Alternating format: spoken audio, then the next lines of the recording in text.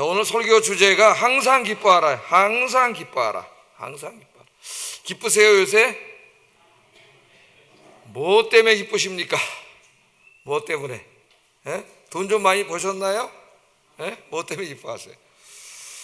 지난주에 제가 이제 설교를 했는데, 그리스도인들은 성령에 따라 살아야 된다 그런 설교를 했죠. 육신에 따라 살면 안 되고 성령에 따라 살면서 성령의 열매를 맺어야 된다. 지난주에 그런 설교를 했습니다. 기억은 나시나요? 잊어먹었는데 제가 다 기억나게 드렸죠. 말씀을 들으면 한 주간은 또 말씀을 묵상하면서 되새김질하면서 실천하면서 살아야 되겠죠. 한 주간 동안.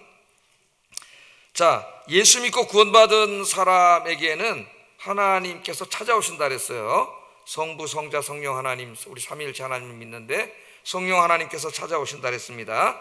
성령 하나님이 찾아오시면 우리에게 영생을 주실 뿐만 아니라 우리 안에 성령의 열매를 맺게 한다 그랬죠. 신앙적이고 인격적이고 도덕적인 열매를 맺게 한다 그랬어요. 그래서 그 열매에 대해서 이제 제가 말씀을 드렸습니다. 열매는 9개 열매를 우리가 알고 있지만 사실은 열매는 단수로 되어 있기 때문에 하나의 열매고, 성령이 우리 안에 들어오시면은 우리 그런 9가지 양상이 우리 인격과 도덕, 신앙에 이렇게 다 나타나야 된다 그랬어요. 그러니까 한번 다시 그 말씀 갈라디아서 5장 22절 23절 읽어보겠습니다. 시작.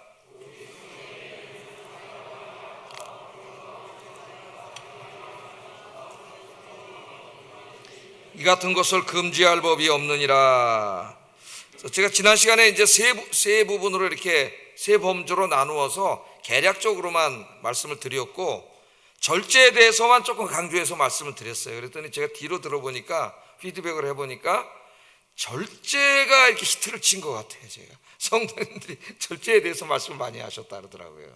사실 절제가 굉장히 중요합니다. 그래서 오늘은 이제 이 9가지 양상 중에서 희락에 대해서 좀 자세하게 설명을 하려고 해요.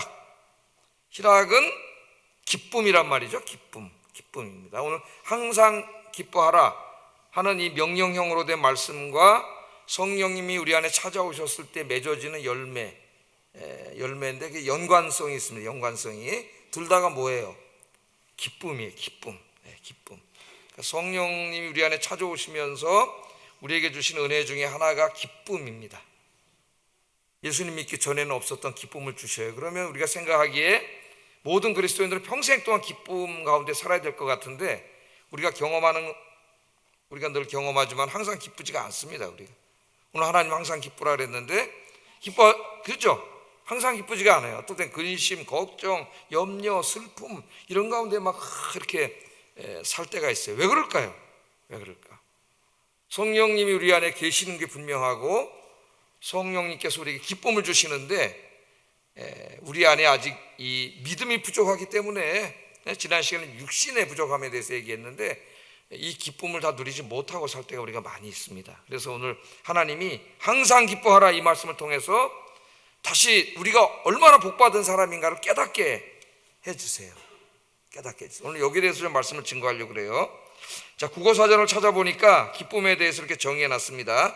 어떤 만족감에 의해 느끼는 즐겁고 흥겨운 감정, 감정이 기쁨이래요. 어떤 만족감에 의해서 생기는 즐겁고 흥겹습니까? 지금 이 예배 시간에 와 있는, 사실 이 시간에 막 즐겁고 흥겨워야 되는데 가슴이 설레고 그렇게 정의가 되어 있어요. 자, 하버드 대학교 정신과 교수인 조지 베일런트라는 사람이 있는데, 이 사람이 쓴 책 중에 이 행복의 조건이라는 책이 있습니다. 이 책은 1930년대 말에 하버드 대학교 2학년생이 되던 268명의 학생들을 오늘에 이르기까지 장장 72년 동안 추적하여 연구한, 그들이 행복하게 살고 있는가 그걸 연구한 책이에요. 대단하죠, 연구가. 그러니까 사회과학자들이 이런 식으로 연구를 많이 합니다. 1930년대 말에 한 표본 집단, 하버드 대학 2학년생 268명의 삶을 72년 동안 추적해 본 거예요. 이 사람이 대학 졸업하고 어느 직장을 하고 돈을 얼마나 벌었고 결혼은 어떻게 했고, 그래서 72년이 지난 오늘 행복한가 이렇게 추적을 계속 했다는 거죠. 근데 오늘 제가 뭐 거기에 대해서 이걸 다 얘기하려는 건 아니고요. 이 책에 있는 한 조사에 대해서 얘기를 하려고 합니다. 우리 그리스도인들과 관계된. 자, 이 책에 보면 일리노이 대학 심리학과 교수이자 행복 연구가의 대가인 에드 디너라고 하는 교수의 연구 결과가 하나 소개된 게 있더라고요. 근데 이게 이제 우리 그리스도인들과 연관된 부분이라서 제가 소개를 합니다. 자, 이 에디 디너 교수가 36만 명하고 면담을 했어요. 행복에 관해서 조사하려고 36만 명. 그러니까 표본이 굉장히 크죠. 표본이 클수록 정확도가 떨어져야 올라가는 거죠. 표본이 클수록 현재 가까운 거죠. 36만 명과의 면담을 통해서 이제 조사를 했는데 이 조사의 결과가 이렇습니다. 한번 여러분 읽어보세요. 자, 조사의 결과 한번 읽어보겠습니다. 시작.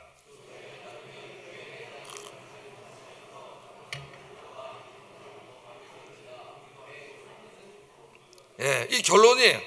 36만 명을 조사를 했습니다. 그 사람이 뭐 직업이라든가 경제적인 부분이라든가 뭐 이제 여러 가지를 다 조사한 거죠. 36만 명. 결론이 뭐냐면 우리의 조사에 따르면 교회 다니는 사람들은 살아가면서 다른 사람들, 그러니까 교회 다니지 않는 사람들보다 기쁨을 더 많이 누리는 것으로 조사가 됐습니다. 면담을 해서 한 거예요. 면담. 한 사람 36만 명. 근데 훨씬 더 이렇게 인생의 질이 높게 행복하고 기쁘게 사는 사람들을 보니 교회 다니는 사람들이 상당히 많은 거죠. 그럼 사회과학자니까 이게 왜 그런가 하는 이제 현상을 설명을 해야 되잖아요. 그죠?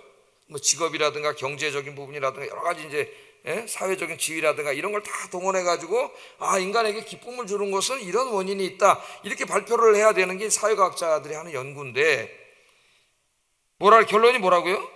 왜 그런지 알 수 없다. 왜 그런지 알 수 없다. 자, 왜 그런지 알 수 없다. 왜 그렇게 결론 내릴 수밖에 없냐면은 연구를 해보니까 교회 다니는 사람들이요, 교회 다니지 않는 사람들보다 더 성공한 것도 아닙니다. 사회적으로. 또 재산이 더 많은 것도 아니에요. 인기와 명예를 더 많이 누리고 있는 것도 아닙니다. 안 믿는 사람들이 그럼 훨씬 더 많이 가지고 있는 사람들이 많죠. 우리가 뭐 다 알잖아요, 지금. 그런데 면담을 해보니까 교회 다니는 사람들은 교회 다니지 않는 사람들보다 더 기쁨과 만족을 누리면서 살고 있어요. 면담을 해보니까 그들이 그렇게 다 얘기를 하는 거예요. 그러니까 하나님을 믿지 않는 사회과학자는 이게 고개를 갸우뚱할 수밖에 없습니다. 우리는 일반적으로 생각하기로 돈을 많이 벌거나 좀 높은 지위에 오르거나 좋은 직장을 갖고 있거나 이러면 이제 행복과 기쁨이 있을 거라고 생각하는데 그런 게 그렇지 않은데도 이 사람이 그걸 가진 사람보다 더 기쁘니까 행복하고 이거 뭐지? 그렇게 된 거죠. 분석하거나 연구할 수 있는 게 없는 거예요. 이게 이상한 거죠. 그러니까 왜 그런지를 알 도리가 없는 거예요. 사회과학자가 알 수가 없죠. 하나님 믿지 않는 사람이. 자, 오늘 이것이 우리의 신앙과 오늘 우리가 읽은 말씀과 밀접하게 관계가 있는지 그거 어떻게 알겠습니까? 하나님이 오늘 항상 기뻐하라고 말씀하셨습니다. 명령 형태로 되어 있습니다. 우리가 항상 기쁨이 가득한 삶을 사는 것은 하나님의 명령이고 우리를 향하신 하나님의 뜻이라 그랬어요. 그리고 그리스도인들 어때요? 정상적인 내가 신앙생활을 하고 정상적인 그리스도인이라면은 항상 기쁨이 충만해야 된다. 이 기쁨이. 여러분 어떠십니까? 한번 생각해 보세요. 예배 마치고 집에 가셔서 한 주간 동안 여러분 어떻게 사시는지 한번 생각해 보세요. 기쁨이 충만해야 되는 거죠. 자, 그런데 하나님이 우리에게 항상 기뻐하라고 말씀을 하신 다음에 그냥 기쁘지 않은 상황 가운데도 아무것도 하나님 하지 않고 그냥 항상 기뻐해. 오늘 하나님 너무 힘든 일이 벌어졌는데 항상 기뻐해. 이렇게 말씀하신 게 아니에요. 그러면 하나님 그런 무책임한 하나님이 아니십니다. 하나님께서 항상 기뻐하라고 말씀하셨을 때는 우리의 삶을 기쁨으로 가득 차게 할 만큼의 차고 넘치는 복을 이미 주셨기 때문이에요. 그런데 우리들이 간혹 하나님 주신 복, 내가 받은 복을 잊어먹고 삽니다. 잊어먹고 살기 때문에 기쁨이 없는 거예요. 하나님이 이미 내가 예수 믿을 때 하나님 주신 그 엄청난 복을 받았는데 그걸 내가 잊어먹고 사니까 예수 믿는 사람들이나 안 믿는 사람들이나 똑같이 이제 또 돈 좀 있나 없나 이런 것 때문에 또 우리의 기쁨과 행복이 좌지우지 되는 이런 삶이 되는 거예요. 제가 한번 예를 들어보겠습니다. 제가 이제 만들어낸 예예요. 어떻게 한번 설명을 해볼까 하다가 제가 만들어낸 예. 자, 여러분 이 은행에 어느 날 돈을 좀 벌어가지고 탁 모아가지고 100억을 벌었어요. 그래서 100억을 은행에다 딱 저축을 했다 한번 생각을 해보세요. 와, 통장에 얼마가 찍혀 있어요? 100억, 딱 100억 있잖아요. 기뻐요, 안 기뻐요? 그거 생각할 때마다 기쁘겠죠. 에? 좀 이렇게 기분 나쁜 데 있다가도 어우 100억, 딱 통장에 100억, 그러면 마음이 기뻐질 거예요 아마. 근데 어느 날 기억상실증에 걸려버렸어. 기억상실증에. 그래가지고 100억을 저금한 사실을 아예 잊어버렸어요. 기억상실, 제가 만든 얘기입니다. 네, 제가 만든 얘기. 잊어버렸어요. 그래 이제 모르는 거지. 전혀 기억상실증에 걸렸으니까. 드라마에는 많이 나오더라고, 기억상실증이. 그 지갑을 꺼내보니까 돈 5,000원짜리 3장밖에 없고, 돈도 하나도 없고, 예? 환경이 그러니까 기쁨도 없고, 내 인생은 외로우냐 막 이렇게 살고 있어요. 그래서 고생한다는 얘기를 듣고 친한 친구가 찾아왔습니다. 그 친구는 100억 저금할 때 같이 가서 해준 친구예요. 알고 있는 친구예요. 예? 이 친구가 와서, 야, 왜 그러냐? 아, 나 돈도 하나도 없고 지금. 그러니까 이 친구가, 야, 무슨 말 하는 거야? 너 100억 저금했잖아, 100억. 그러니까 그때 갑자기 그냥 팍 생각이 난 거예요. 아, 100억 저축했지, 내가. 100억 있지. 기쁨을 회복했겠어요, 안 회복했겠어요? 기쁨을 회복했겠죠. 오늘 하나님의 말씀이 이와 똑같지는 않지만 매우 유사합니다. 매우 유사해요. 하나님은 우리에게 생각만 해도 기쁨이 충만해질 복을 주셨는데 영적인 기억상실증에 걸려갖고 이거 잊어먹고 살아요. 자꾸 세상만 보고 살아요. 예? 그래서 오늘 항상 기뻐하라고 하나님 딱 가르쳐 주시는 거예요. 이거 자각시켜 주는 거예요. 예? 항상 기뻐하라. 이 복을 받았는데 왜 잊어먹고 사냐? 그래서 오늘 제가 여기에 대해서 설교하려고 합니다. 여기에 대해서. 자, 오늘 잊어먹은 것 우리가 다시 한번 제가 생각나게 해드릴게요, 여러분. 자, 이제 데살로니가 교회에게 주신 말씀입니다. 데살로니가 교회인들은 우리가 이제 잘 알고 있듯이 환난과 핍박 가운데 있었어요. 그래서 예수 믿은 이후에 그들이 황제 그 신전에 가서 절하지도 않고, 또 그들이 섬기던 도시의 신, 또 무슨 직장의 신, 이런 신들을 다 버리고, 우상을 버리고 오직 하나님만 믿고 살다가 사회로부터 고립되고 굉장히 어려움을 겪고 있었습니다. 경제적으로도 상당히 어려운 가운데 이 사람들이 있었어요. 그러니까 아마 이런 가운데 믿음이 조금 믿음이 약한 사람들이 자기들이 이제 바울을 통해서 복음을 듣고 구원을 받았고 막 이런 은혜를 받았는데 이걸 좀 잊어버린 것 같아요. 예? 이게 약해진 거죠. 그러니까 제가 잊어버렸다고 표현을 하는데 약해진 거예요. 그러니까 막 근심, 걱정, 두려움에 빠져 있는 거예요. 그래서 오늘 하나님이 사도 바울 선생님을 통해서 다시 한번 이걸 깨우쳐줍니다. 항상 기뻐하라. 여기 뭐가 붙어 있어요? 항상입니다. 항상. 그냥 기뻐하라, 돈 있을 때 기뻐하라가 아니에요. 어떤 상황 속에서도 항상 기뻐하라, 그렇게 말씀을 해주셨습니다. 여기서 우리는 그리스도인의 기쁨의 근원이 이 세상의 것들에 있지 않다는 것을 알게 됩니다. 만일 그리스도인들의 기쁨의 근원이 돈이나 이 세상에서의 편안한 삶에 있다면 데살로니가 교회 성도들은 기쁠 일이 하나도 없고, 그런 가운데 있는 사람들 하나님 기뻐하라 그런다는 것은 이상한 말씀이 돼요. 자, 어떻게 항상 인간이 기뻐할 수 있을까? 우리도 그렇지 못하는데, 목사님 저도 항상 기뻐하라 그러다 어때 근심 걱정하고 슬퍼하다가 갑자기 말씀이 확 생각나서 얘기를 하는데, 어떻게 항상 기뻐할 수 있을까? 조금 더 자세하게 말씀하신 게 이제 빌립보서 3장 1절이에요. 이 말씀도 짧습니다만은 한번 읽어보겠습니다. 시작. 나의 형제들아, 여긴 항상 빼고 뭐가 들어가 있어요? 주 안에서 기뻐하라, 이렇게 되어 있습니다. 주 안에서 기뻐하라. 그러니까 우리가 항상 기뻐할 수 있는 것은 우리가 주님의 안에 있기 때문이다, 그 말이에요. 주님 안에 있기 때문이다. 주님 밖이 있고 주님 안이 있습니까? 예? 주님 안, 주님 밖. 여러분 주님 안에 사세요? 밖에 사세요? 주님 안에 사시죠? 예. 주 안에서 기뻐하라. 그러니까 우리가 주님 안에 있을 수 있도록 하신 것이 하나님이 우리에게 주신 복이에요. 그게 우리의 기쁨의 근원이 되어야 된다, 그 말입니다. 주님 안에 있다고 하는 것. 이 바울은 빌립보서를 쓸 때 로마 감옥에 있었어요. 그잖아요. 로마 감옥에 있었는데 죄명이 정치범입니다. 정치범이기 때문에 유죄 판결이 나면 죽어요. 사형이에요, 사형. 그 재판을 기다리는 미결수입니다. 그래서 재판의 결과를 기다리고 있으니까 얼마나 두렵고 걱정이 되겠어요. 목숨이 왔다 갔다 하잖아요. 뭐 5년, 6년형 그것도 무서운데 사형이에요, 사형. 예? 그런데 사도 바울이 이 가운데 빌립보서를 보면 기쁨이 항상 충만해요. 사도 바울 선생이. 그리고 빌립보 교인들 향해서도 기뻐하라고 여러 번 충고를 합니다.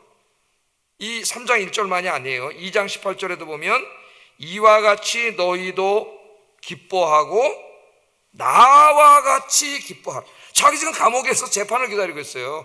유죄 판결하면 사형인데 나와 같이 기뻐하라니까 나는 지금 이 가운데도 기쁘다는 거예요. 기쁨이 충만하다는 거 아닙니까, 여러분? 참 이해할 수가 없는 거죠, 이게. 신앙이 없는 사람은. 너희도 기뻐하라 그렇게 말을 해요. 또 4장 4절에도 보면 주 안에서 항상 기뻐하라. 내가 다시 말하노니 기뻐하라. 굉장히 강조라고, 강조에 강조 또 강조. 그러니까 아마 빌립보 교인들도 믿음이 연약해지면서 자기가 주님 안에 있는 복을 받았다는 것을 자꾸 잊어먹고 이 세상의 현실, 자기가 직면하는 현실을 바라보면서 기쁨을 잃어가고 있었던 것 같습니다. 그래서 하나님이 바울 선생을 통해서 기뻐하라고 이야기해요. 자, 바울도 한 사람의 인간인데 어떻게 이런 절망적인 상황 가운데서 기뻐할 수 있었느냐 하면은 주님 안에 있다는 것을 알았기 때문입니다. 주님 안에 있어. 여러분 혼자 저 바깥에 혼자 있는 게 아니에요. 바람 부는 광야에 누가 그 안에 이렇게 감싸고 있어요? 주님 안에, 주님이 감싸고 있는 거죠. 그러니까 우리가 주님 안에 있다고 하는 것은 우리가 기뻐해야 할 이유이고 기뻐해야 할 기쁨의 토대입니다. 돈이 아니에요. 세상이 아니에요. 주님 안에 있는 거예요. 주님 안에. 그러므로 오늘 항상 기뻐하라, 주 안에서 기뻐하라 이 말씀을 이해하려면 주 안에 있다는 것이 도대체 어떤 의미인가를 알아야 됩니다. 주 안에 있다는. 이제 그리스도 안에 혹은 주 안에 이 말이 바울 서신을 읽으면 상당히 자주 나와요. 바울의 어법에서 그 전치사 영어로 말하는 in입니다. in Christ. 그리스도 안에 있다. 그래서 바울이 쓴 언어 습관 중에 이 전치사에 대한 연구들이 많습니다. 그리스도와 함께 이런 표현들이 많이 나와요. 연구를 하는데 특별히 그리스도는 책도 많이 나오고 논문도 상당히 많이 나오는 부분. 이게 어떤 의미인가? 그리스도 안에 있다는 것이 상당히 많은 의미가 있습니다. 내가 주님 안에 내 삶이 이제는 주님 밖에 있다가 주님 안에 들어와 있다고 하는 데는 상당히 많은 복이 있어요. 여기에. 그래서 이제 그것을 우리가 알아야 되는데 여러 가지 의미가 있지만은 오늘 항상 기뻐하라는 말씀과 연관지어서 세 가지 중요한 것만 제가 말씀을 드리려고 해요. 세 가지. 첫째는 구원론적인 의미입니다. 이 그리스도, 주님 안에, 그리스도 안에 있다고 할 때 제일 중요한 것은 우리가 구원받은 사람이라는 거예요. 내가 주님 안에 있다는 말은 죄사함 받고 구원받았다. 그래서 하나님의 자녀가 되었다. 이게 그리스도의 가장 중요한 의미, 그리스도 안에 있다고 하는. 여러분들 죄사함 받고 구원받은 거 맞습니까? 예? 여러분 이제 하나님의 자녀가 된 거 맞습니까? 이게 얼마나 큰 복이고 얼마나 큰 은혜인지를 우리가 종종 잊어먹고 살아요. 아니면 이게 너무 무뎌져 가지고 그걸 모르는 사람이 어디 있겠습니까? 머릿속에는 있는데 이것이 우리 인생의 기쁨과 행복으로 이렇게 영적인 호르몬을 전혀 보내지 못하는 상태가 돼요. 그냥 굳어버린 거예요, 이것이. 그러니까 기쁨이 없어요. 기쁨이. 여러분 우리가 어떤 사람이에요? 우린 늘 하나님 앞에 죄짓고 사는 사람입니다. 어둠의 권세자 사탄에게 이끌려 다니면서 사탄에게 우리 이성과 감성이 지배를 당하면서 사탄의 종이 돼가지고 온갖 죄를 짓고 살다가 그리고 죽어서 지옥, 영원한 형벌을 받을 운명에 처해 있는 아주 절망 가운데 있는 게 인간이에요. 톨스토이의 그 단편 소설에 상당히 많이 나타납니다. 제가 여러 번 이런저런 얘기로 말씀을 드렸는데 아주 절망적인 상황에 있었어요. 어떤 사람이 이 땅에 살면서 100년 정도 산다고 쳐도 돈도 많이 벌고 큰 집도 짓고 요새 이런 집 저런 집 해가지고 텔레비전에서 좋은 집 소개가 많이 나오잖아요. 그 집을 볼 때마다 내가 와 행복할까? 그런 생각을 해보는데 어마어마한 집들이 막 나오고, 미국에 저 캐년으로 들어가면은 계곡에 진짜 대문 열고 10분 걸어 들어가야 저쪽 현관문이 나오는 집들도 엄청 많이 봤어요.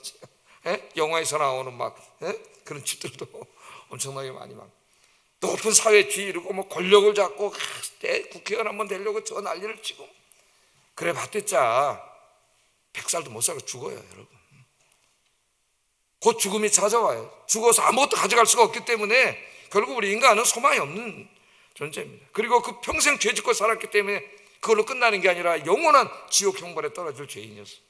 근데 하나님이 우리를 불쌍히 여기시고 우리를 구원하시기 위해서 외아들 독생자 예수 그리스도를 이 땅에 보내셔서 우리 죄를 다 대신 짊어지고 우리가 받은 형벌을 받게 하셨잖아요.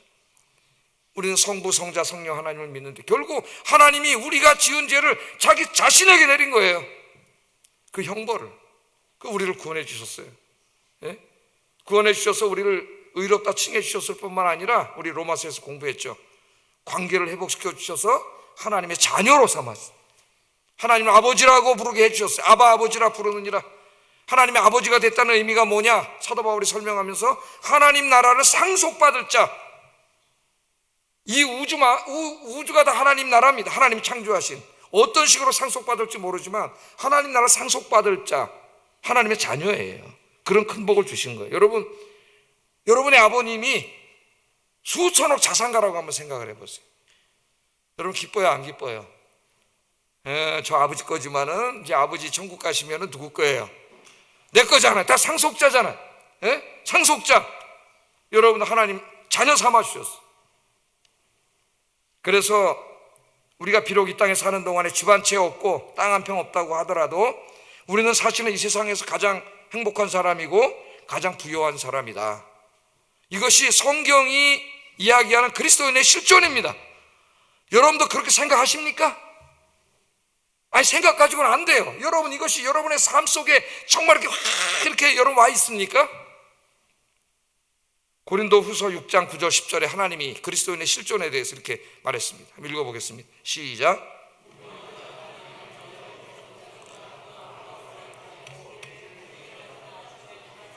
근심하는 자 같으나 항상 기뻐하고 가난한 자 같으나 많은 사람을 부유하게 하고 아무것도 없는 자 같으나 모든 것을 가진 자로다.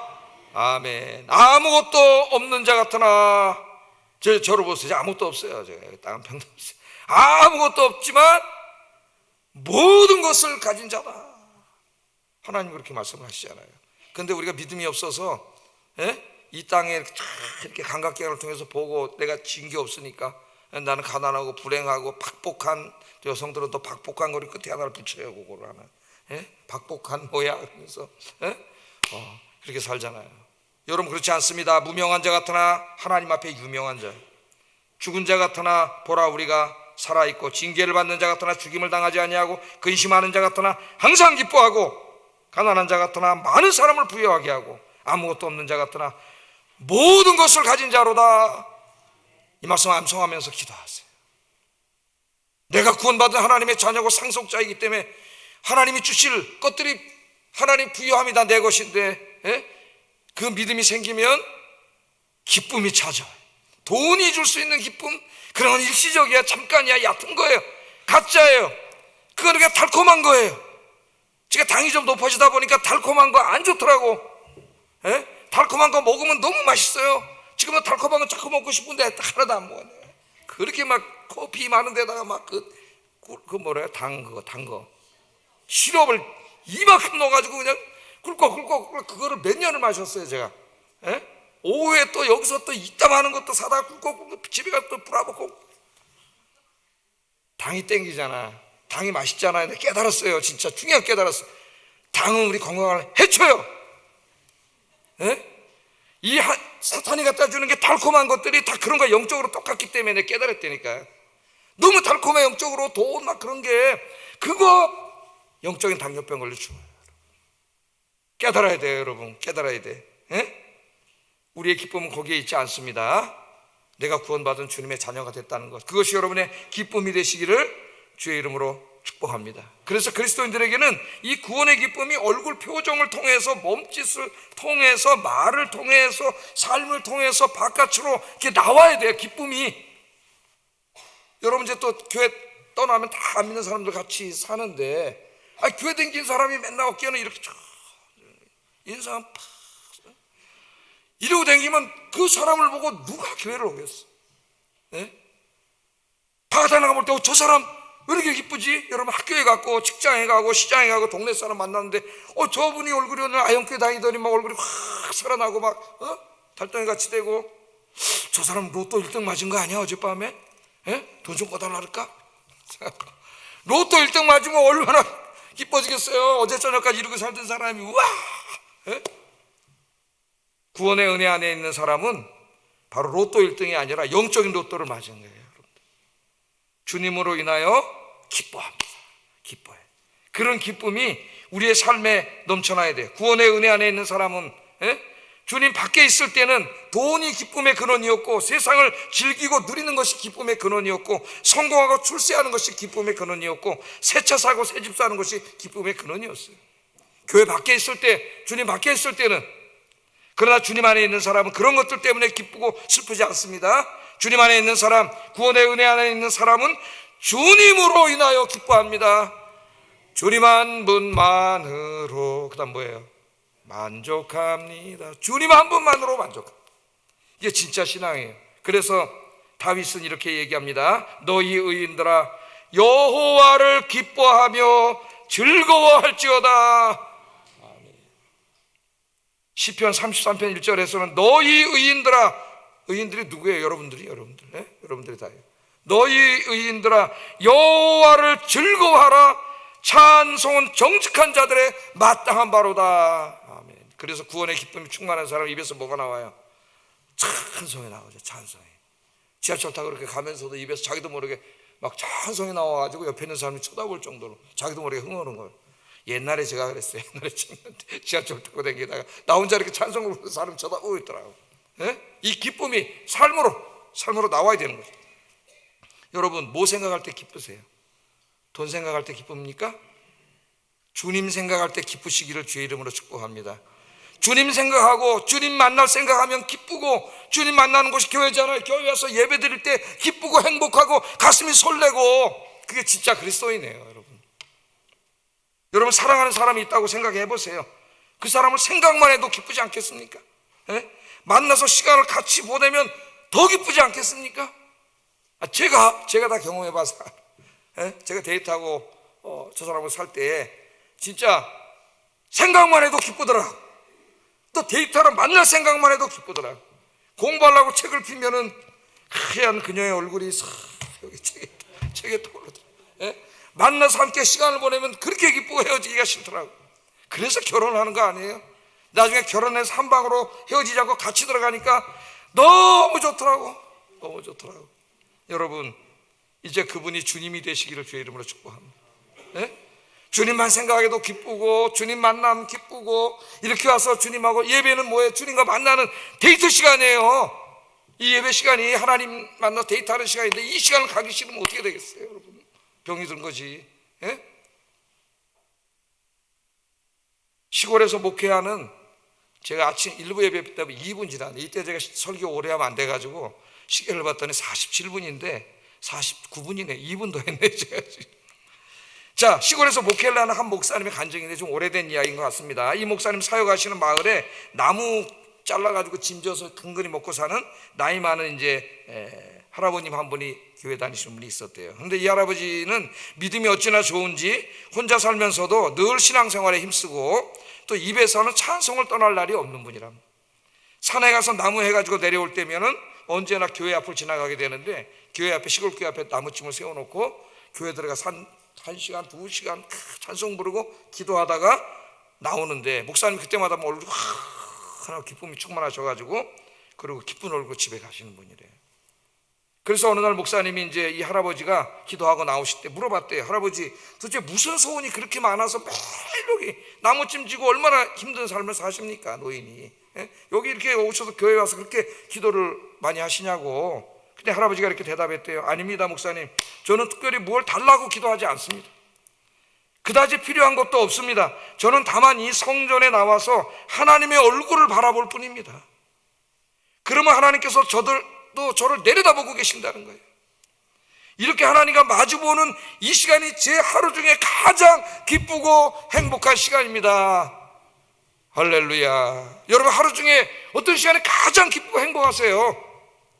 주님 만나는 시간이 가장 기쁘고 행복한 사람, 그 사람이 그리스도인이에요. 그 사람이 그리스도인, 그 기쁨이 가득하기를 주의 이름으로 축복합니다. 두 번째, 주님 안에 있다고 하는 것은 주님 안에 있잖아요. 내 인생이 주님의 섭리 안에 있다는 거예요. 주님의 섭리 안에. 이것도 상당히 중요한 개념이에요. 주님의 섭리.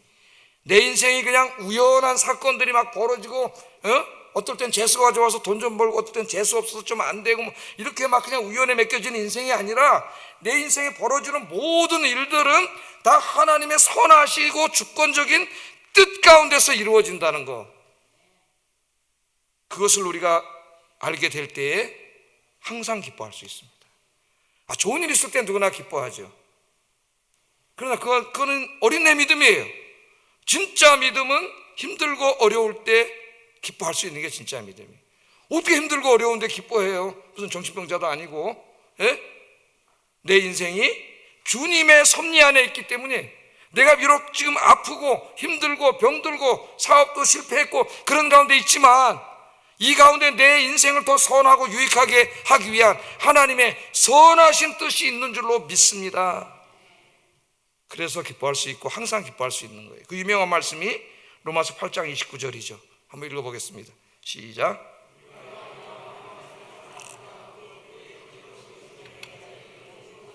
협력하여 선을 이루느니라. 우리가 알거니와 하나님을 사랑하는 자, 누굽니까 여러분들? 하나님을 사랑하는 자, 그 하나님의 뜻대로 부르심을 받은 자들, 우리들이죠. 모든 일이 다 협력하여 선을 이루느니라. 모든 일이에요. 잘되고 성공하고 기쁜 일만이 아니에요. 병들고 실패하고 아프고 가난한 일도 포함됩니다. 이 모든 일들을 다 하나님께서 주물러서 토기장이신 하나님이 아주 명품 그릇으로 만드는 거예요. 새벽기도 나오신 분들은 제 설교가 뭔지 다 알고 있어요. 예레미야서 18장에 나오는 말씀입니다. 토기장이신 하나님께서 명품으로 만들기 위해서, 그 인생에 가장 고난이 많은 사람 중에 한 사람이 다윗이잖아요. 다윗 시편을 읽으면 병들고 아프고 힘들 때 기도한 내용이 너무 많이 나와. 다윗에 고난이 제일 많아요. 근데 그 고난을 다 겪은 이후에 신약 성경에 하나님이 다윗을 평가할 때 뭐라 그랬냐면은, 내 마음에 가장 합한 자다. 내 마음에 가장 합한 자, 가장 칭찬받는 명품으로 하나님이 만드시려고 나에게 고난을 주시는구나. 그걸 깨닫게 되는 거죠. 욥도 나중에 뭐라 그랬어요? 이 모든 일이 지난 후에 내가 정금과 같이 나오리라. 금요일 날 우리가 찬송 부르죠. 이 찬송을 정금, 불순물을 다 빼는 정금으로 하나님 만들기 위해서 나에게 지금 이 고난을 주시는구나.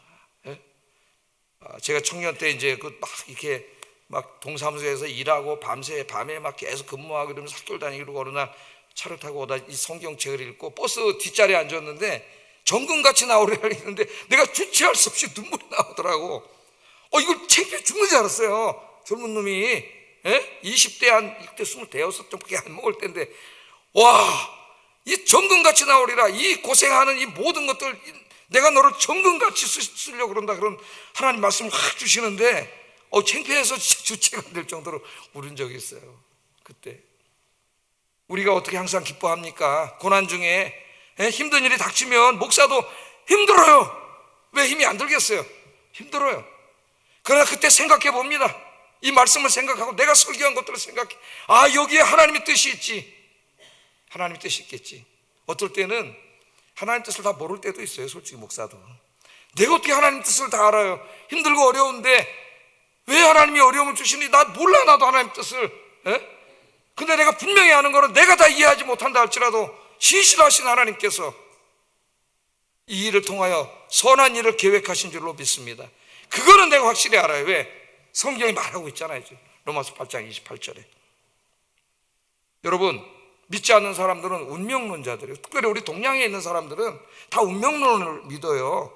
운명은 뭡니까? 어떤 힘든 일이 생기고 그러면 사람이 뭐라 그래요? 운명이야. 받아들여. 어쩔 수 없어. 운명이야. 운명이 뭐예요? 어떤 그것이 무엇 신적인 존재든 우주의 무슨 기운이든 하여튼 인간의 힘으로 어떻게 감당할 수 없는 엄청난 세력에 의해서 내 인생에 주어진 것, 내가 어떻게 바꿀 수 없는 게 운명 아닙니까? 운명이야 받아들일 수밖에 없어. 운명도 약간의 위로가 되긴 합니다. 내가 어떻게 할 수 있는 게 아니잖아요. 그러나 운명은 뭐예요? 그냥 체념이에요. 그냥 수용하는 거예요. 받아들이는 거예요. 그 운명에는 내 인생을 향한 어떠한 뜻도 없어요. 그냥 고난이 있을 뿐이에요. 그러나 우리는 운명론자가 아니에요. 우리는 하나님을 믿는 사람, 주님 안에 있음을 믿는 사람, 하나님의 섭리를 믿는 사람, 재수 없어서 일어나는 일이 아니라, 운이 없어서 일어나는 일이 아니라 하나님의 선하신 뜻 가운데 내 인생의 모든 일이 일어나는 줄로 믿습니다. 이 믿음이 가장 성숙한 믿음이에요.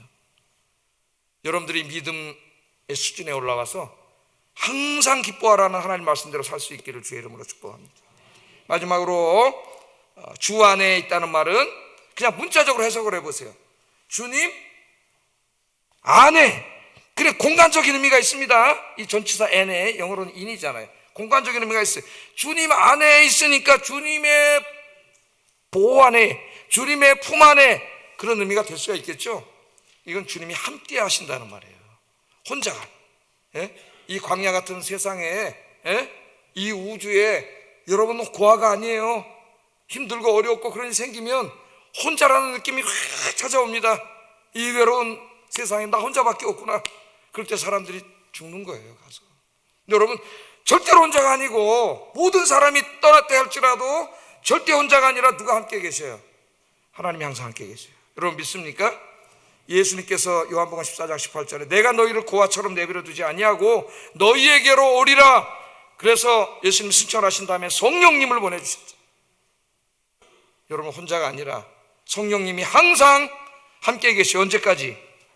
마태복음 28장 20절 읽어보겠습니다. 시작.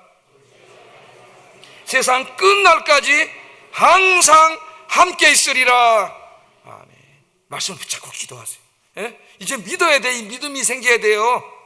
이 믿음을 그냥 암송만 하고 있으면 안 되고, 믿음, 기도하시면 하나님 믿음을 주세요. 이게 정말 믿음으로 나에게 확 삶으로 오는 순간 여러분의 인생이 바뀌고 기쁨이 가득하게 됩니다.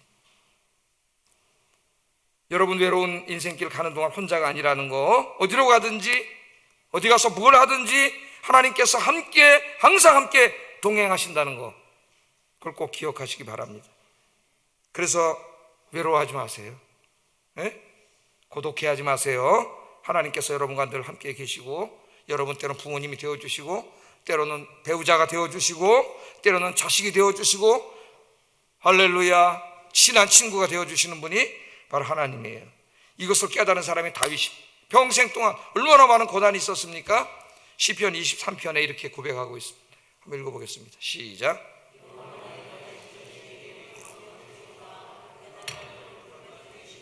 쉴만한 물가로 인도하시는도다. 내 영혼을 소생시키시고 자기 이름을 위하여 의의 길로 인도하시는도다. 내가 사망의 음침한 골짜기로 다닐지라도 해를 두려워하지 않을 것은 주께서 나와 함께 하심이라. 주의 지팡이와 막대기가 나를 안위하시나이다. 주께서 내 원수의 목전에서 내게 상을 차려주시고 기름을 내 머리에 부으셨으니 내 잔이 넘치나이다. 내 평생의 선하심과 인자하심이 반드시 나를 따르리니 내가 여호와의 집에 영원히 살리로다. 이 시편은 제가 오래전에 설교를 한 적이 있는데 언젠가 한번 다시 리바이벌해서 제가 이 말씀을 자세히 전하겠습니다. 살다 보면 힘들 때도 있고 외로울 때도 있습니다. 이 세상에 혼자만 있는 것 같은 그런 생각이 들 때도 있습니다. 그러나 오늘 이 말씀을 꼭 기억하세요. 혼자가 아니라 하나님이 함께 계신다. 하나님이 나를 지켜주신다. 내 길을 인도하고 계신다. 이것을 생각하고 기도할 때 이 말씀을 붙잡고 기도하면 기쁨이 생겨요. 소망이 생기고, 여러분이 그런 사람 되기를 주의 이름으로 축복합니다. 기도하겠습니다. 내가 죄사함 받고 구원받아 하나님의 자녀가 되었다는 사실, 천국을 유업으로 받을 사람이라는 사실을 항상 기억하게 하소서. 두 번째, 하나님께서 나의 선과 유익을 위하여 내 인생을 선한 길로 인도하고 있음을 기억하게 하소서. 세 번째, 내 눈에 보이지 않아도, 내가 느낄 수 없다 하여도 하나님께서 늘 내 곁에 계시면서 나를 지켜주시고 도와주시고 있다는 것을 기억하게 하소서. 기도하겠습니다. 사랑하신 아버지 하나님, 감사합니다. 오늘 항상 기뻐하라고 하신 주님, 주 안에서 항상 기뻐하라. 하나님께서는 우리에게 이미 기쁨의 토대가 되어야 될 엄청나게 많은 복을 주셨습니다. 우리가 믿음이 없어서 이것을 기억하지 못하고 잊어먹고 살기 때문에 때로는 근심과 걱정과 슬픔과 절망 가운데 빠질 때가 있는데, 오늘 주님이 다시 강력하게 우리에게 말씀하십니다. 주 안에서 항상 기뻐하라. 내가 다시 말하노니 기뻐하라. 오늘 이 말씀을 마음에 기억하면서 내가 구원받은 하나님의 자녀라는 사실, 내 인생이 하나님의 주권적 섭리 가운데 있다는 사실, 하나님께서 나와 늘 함께 계신다는 사실을 깨닫고 내 인생의 기쁨이 넘치는 우리 아영교회 성도들이 되도록 인도해 주시옵소서. 예수님 이름으로 기도드립니다. 아멘.